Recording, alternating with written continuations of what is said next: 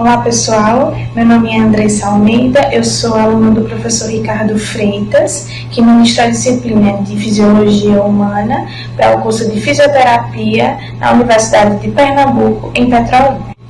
Eu e a minha equipe, ao longo desse vídeo, falaremos sobre as fases da digestão. Eu vou começar falando sobre a fase cefálica da digestão. Os processos digestórios iniciam antes do alimento chegar na boca. O cheiro, a visão, o pensamento fazem a nossa boca encher de água e o nosso estômago roncar. Esses são reflexos longos que iniciam no cérebro como uma resposta antecipatória. Essa resposta é conhecida como a fase cefálica da digestão. O estímulo antecipatório e o estímulo do alimento na cavidade oral ativam neurônios no bulbo, que mandam sinais eferentes pelo neurônio autonômico para as glândulas salivares e pelo nervo vago para o sistema nervoso entérico. Em resposta a esses sinais, o estômago, o intestino e os órgãos glandulares acessórios iniciam a secreção, aumentam a motilidade em resposta antecipatória ao alimento que virá. A digestão mecânica e química iniciam na boca. A comida é recebida na boca por uma grande quantidade de secreção, que é a saliva. A saliva está sob controle autonômico, então ela pode ser disparada por vários fatores: o pensamento, o cheiro, a visão. A água e o muco que estão na saliva amolece e lubrificam o alimento, facilitando para ser engolido. A saliva dissolve o alimento de modo que é possível sentir o seu sabor. A digestão química inicia com a secreção da amilase salivar e pouca quantidade da lipase salivar. A amilase salivar, ela quebra o amido em maltose, que é mais doce, depois de a enzima ser ativada por cloreto na saliva. A função final da saliva é proteção. A lisozima é uma enzima salivar antibacteriana. As imunoglobulinas presentes na saliva inativam vírus e bactérias. Além disso, a saliva ajuda a manter os dentes limpos e a língua livre de partículas de alimentos. Digestão mecânica começa na cavidade oral com a mastigação. A língua, os dentes e os lábios contribuem com a mastigação, criando uma massa amolecida e umedecida, que é o bolo alimentar, facilitando então a deglutição. A deglutição é uma ação reflexa que empurra o bolo alimentar ou líquido da cavidade oral para o esôfago. O estímulo da deglutição é a pressão criada quando a língua empurra o bolo contra o palato mole e a região posterior da cavidade oral. A entrada sensorial no centro da deglutição, no bulbo, inicia o reflexo. Primeiro, a epiglote se dobra para baixo, acima da laringe, impedindo que o bolo alimentar ou líquido entrem nas vias aéreas.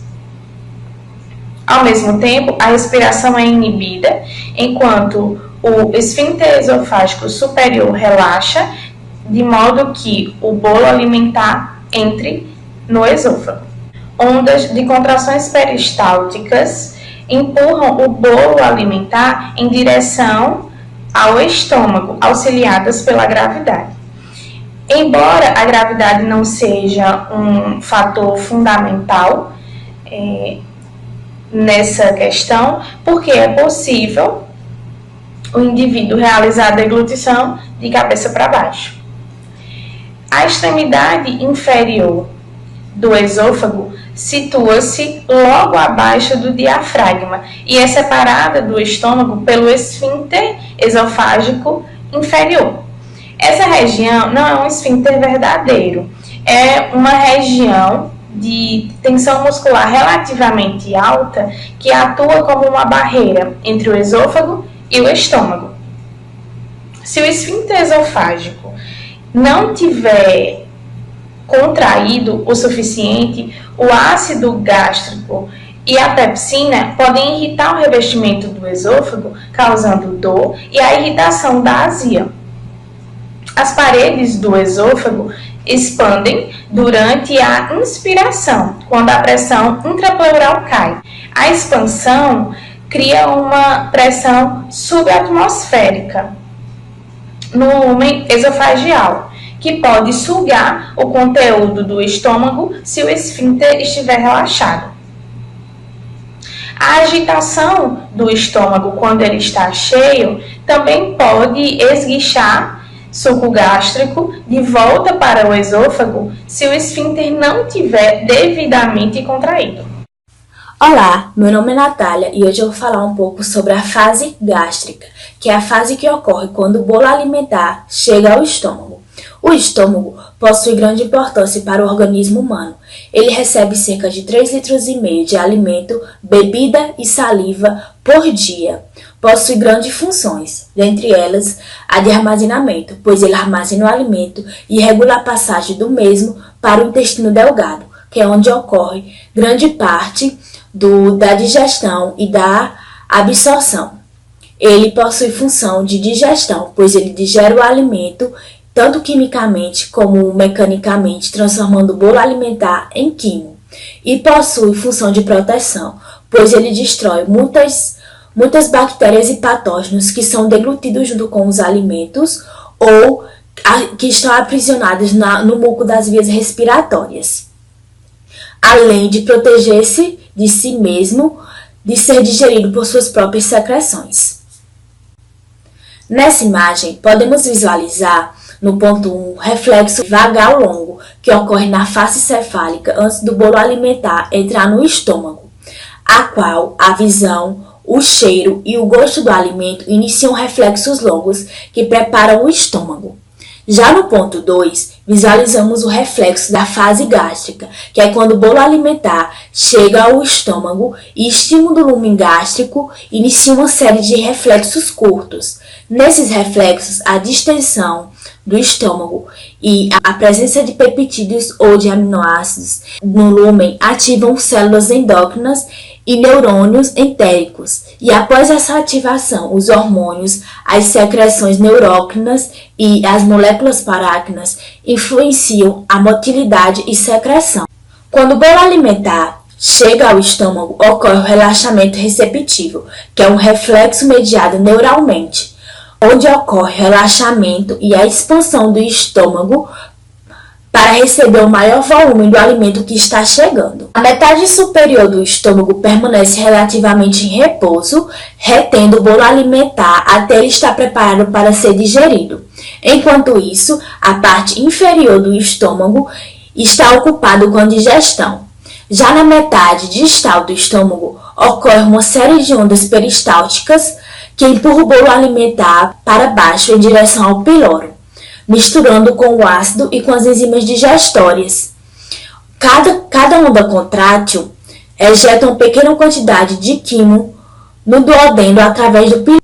O aumento da motilidade gástrica durante a refeição está sob o controle neural e é estimulado pela distensão do estômago. Quando ingerimos mais alimento do que necessitamos, o estômago precisa regular a velocidade na qual o quimo entra no intestino delgado, pois sem essa regulação, o intestino não é capaz de digerir e absorver a carga de quimo que chega.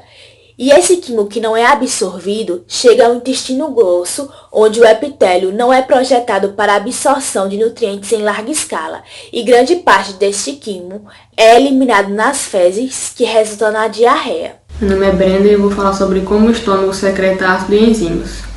Quando a comida entra na boca, O reflexo vagal cefálico antecipatório inicia a secreção no estômago. São 4 secreções. A secreção ácida, em que as células parietais profundas nas glândulas gástricas secretam ácido gástrico, que ajuda a matar bactérias e outros micro-organismos ingeridos. O ácido também desnatura proteínas, destruindo sua estrutura terciária, clivando as ligações de sulfeto e as ligações de hidrogênio. A digestão dos carboidratos, que inicia na boca, continua no estômago até que a mistura do bolo exponha a amilase do ácido gástrico. Na secreção enzimática, as células principais das glândulas gástricas secretam a enzima inativa pepsinogênio, que é clivado e forma pepsina ativa no lúmen do estômago por ação do H+. A pepsina realiza a digestão inicial das proteínas e é eficaz em digerir o colágeno, desempenhando um importante papel na digestão da carne. A lipase gástrica é co-secretada com a pepsina, porém, menos de 10% da digestão dos lipídios ocorre no estômago. Na secreção parácrina, as células semelhantes a enterocromafins secretam a substância parácrina histamina. A histamina estimula a secreção ácida pelas células parietais. As células D secretam a substância parácrina somatostatina, que inibe a secreção do ácido direta e indiretamente e também inibe a secreção de pepsinogênio. Na secreção hormonal, as células G, situadas profundamente nas glândulas gástricas, secretam o hormônio gastrina. A liberação da gastrina é estimulada pela presença de aminoácidos e peptídeos no estômago, pela distensão do estômago e pelos reflexos neurais mediados pelo peptídeo liberador de gastrina. Nessa imagem podemos ver a integração da fase cefálica e gástrica da secreção no estômago. A fase cefálica é iniciada por visão, cheiro, sons ou pensamento sobre o alimento ou pela presença do alimento na boca. A fase gástrica é iniciada pela chegada do bolo alimentar no estômago. A função coordenada da secreção gástrica também é ilustrada na figura.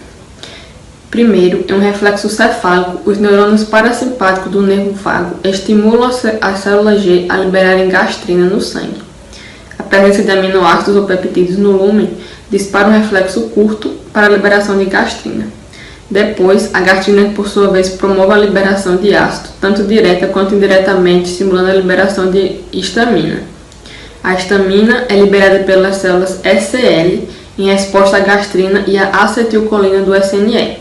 A histamina difunde-se para os seus alvos, as células parietais, e estimula a secreção ácida, combinando-se com os receptores H2 nas células parietais.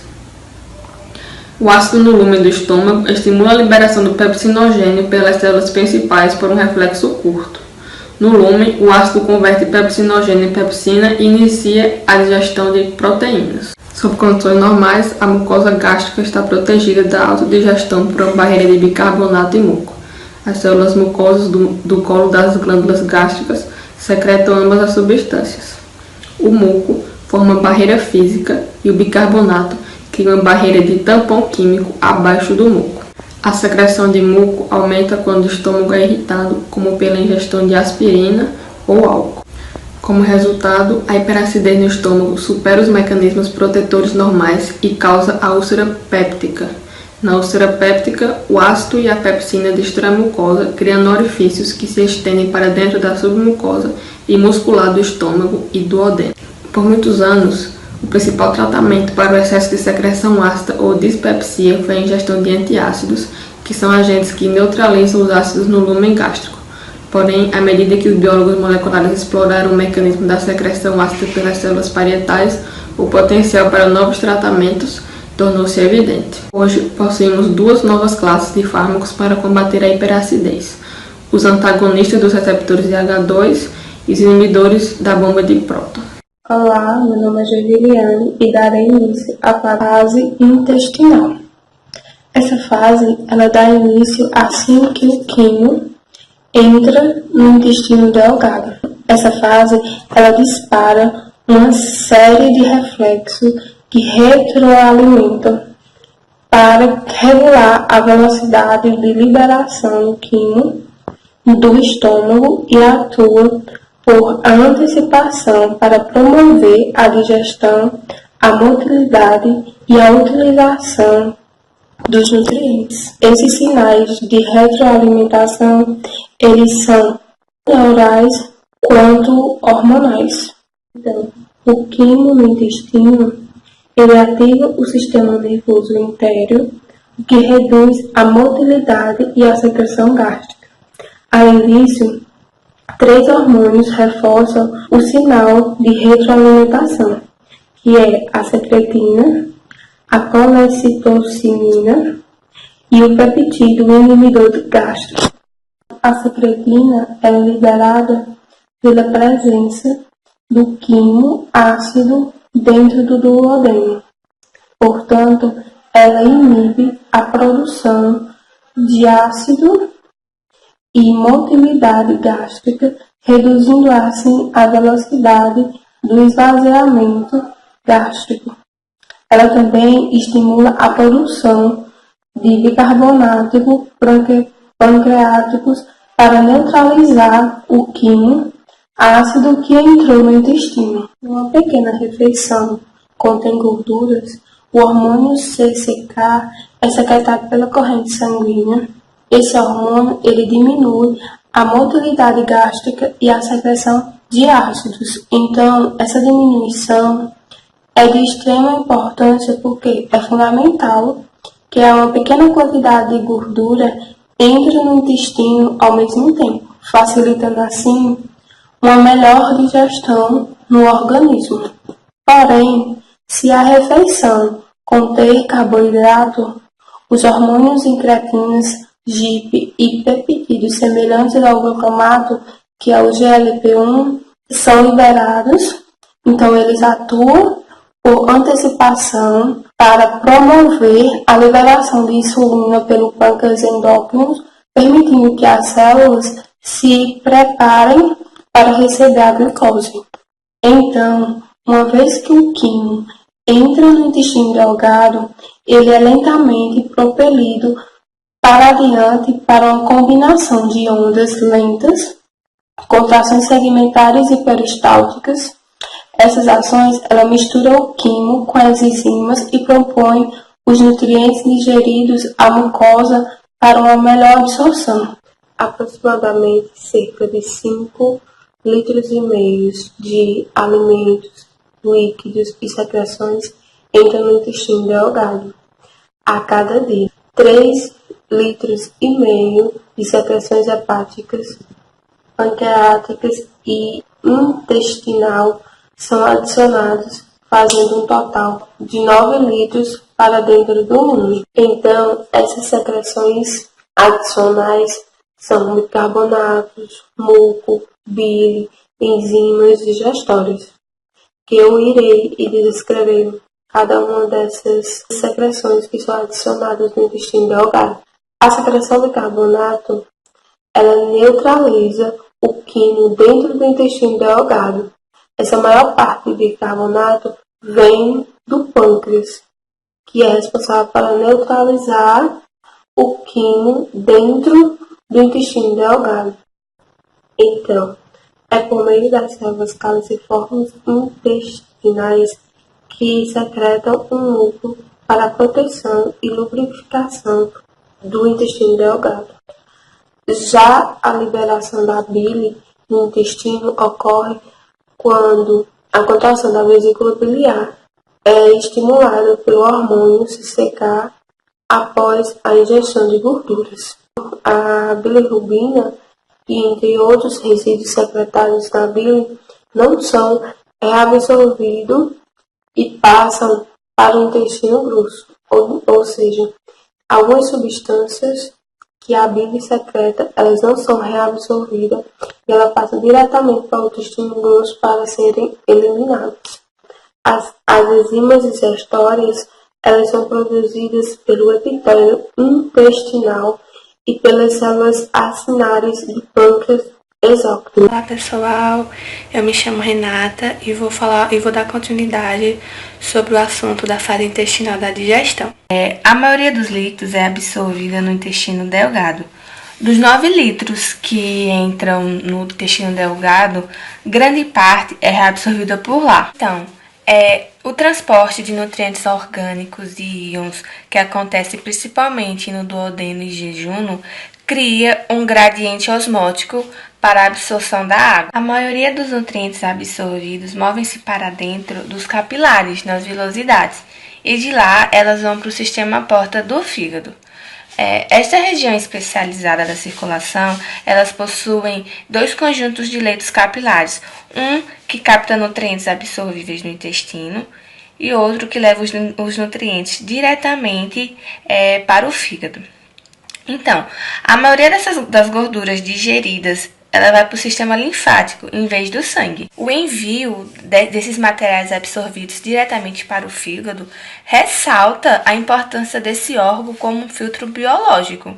Por exemplo, os hepatócitos contêm uma variedade de enzimas, como as isoenzimas tocromo P450, que metabolizam fármacos e xenobióticos e os retira da circulação sanguínea antes de elas alcançarem a circulação sistêmica do nosso corpo. Além da maioria dos líquidos serem absorvidos no intestino delgado, a maior parte da digestão ela também ocorre no intestino delgado.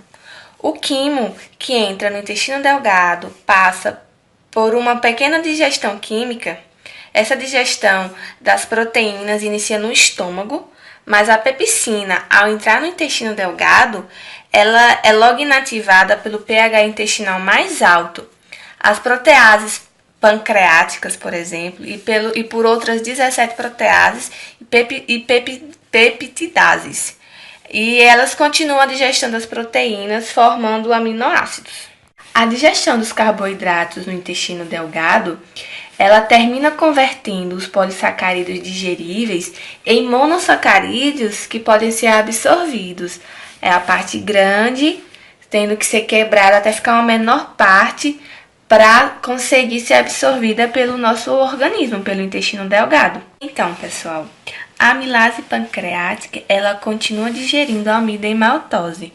A maltose e os disacarídeos dos alimentos, como a lactose, a sacarose, são digeridos pelos disacarídeos apropriados, até seus produtos finais absorvíveis, como a glicose, a galactose e a frutose. As gorduras que entram no intestino delgado, elas entram na forma de uma emulsão de partículas grandes, que no duodeno, os sais biliares cobrem as gotículas de gordura para estabilizá-las, de modo que a digestão possa ser feita pela lipase pancreática. Então, pessoal, dando continuidade no que foi dito, que no intestino delgado ocorre a absorção de líquidos e a digestão dos alimentos, vamos agora falar sobre o intestino grosso, que é onde concentra os resíduos. No final do ilho, resta cerca de 1,5 litro do quimo que não foi absorvido. E o colo, ele absorve a maior parte deste volume de tal forma que normalmente apenas cerca de 0,1 litro de água é perdido nas fezes. Então é um valor muito pequeno. O quimo, ele entra no intestino grosso pela válvula ileocecal, que é a imagem que está sendo representada pelo slide, que é uma região de musculatura tonicamente contraída que diminui a abertura entre o ilho e o ceco, que é a porção inicial do intestino grosso. Como pode ser visto na imagem ao lado, o intestino grosso ele é dividido em 7 regiões. Tem o apêndice vermiforme, tem um ceco, que é a porção inicial do intestino grosso, tem um colo ascendente, o colo transverso, o colo descendente, o reto, que é a porção terminal, que ela tem cerca de 12 centímetros no intestino grosso, o qual é separado do meio externo pelo ânus, uma abertura fechada por 2 esfíncteres, um externo e um interno. Olá, meu nome é Juliana e vou falar sobre a diarreia que pode causar a desidratação. A diarreia ela é um estado patológico no qual a secreção intestinal de líquidos não é equilibrada pela absorção, gerando fezes aquosas. Ela ocorre se os mecanismos intestinais normais de água forem alterados ou se houver solutos osmoticamente ativos não absorvidos que seguram a água no lumen. Substâncias que causam a diarreia osmótica incluem a lactose não digerida e o sorbitol. Outro soluto não absorvível que pode causar diarreia osmótica, gases e cólica intestinal É a olestra, a falsa gordura sintetizada através de açúcar e óleo vegetal. No cenário clínico, muitas vezes pacientes que precisam ter seus intestinos limpos antes de uma cirurgia ou procedimento recebem muitas vezes uma solução isotônica de polietileno-glicol e eletrolitos para beber. Como o polietileno-glicol não pode ser absorvido, uma grande quantidade de solução não absorvida passa para o colo, onde provoca uma intensa diarreia, na qual todos os resíduos sólidos são removidos do trato gastrointestinal. A diarreia secretória ocorre quando toxinas de bactérias, como a toxina da cólera e a enterotoxina, aumentam a secreção colônica de cloro. Quando a secreção excessiva de líquido é associada ao aumento da motilidade, ocorre a diarreia. A diarreia secretória, em resposta à infecção intestinal, pode ser considerada adaptativa, pois ajuda a arrastar patógenos para fora do lúmen. Entretanto, também tem o poder de causar a desidratação, se a perda de líquido for excessiva. A Organização Mundial de Saúde estima que, em países em desenvolvimento, 4 milhões de pessoas morrem de diarreia a cada ano. E nos Estados Unidos, a diarreia causa em criança 200 mil hospitalizações por ano. A reposição oral de líquidos para o tratamento da perda de sal e água causada pela diarreia pode diminuir a morbidade e a mortalidade associadas à diarreia.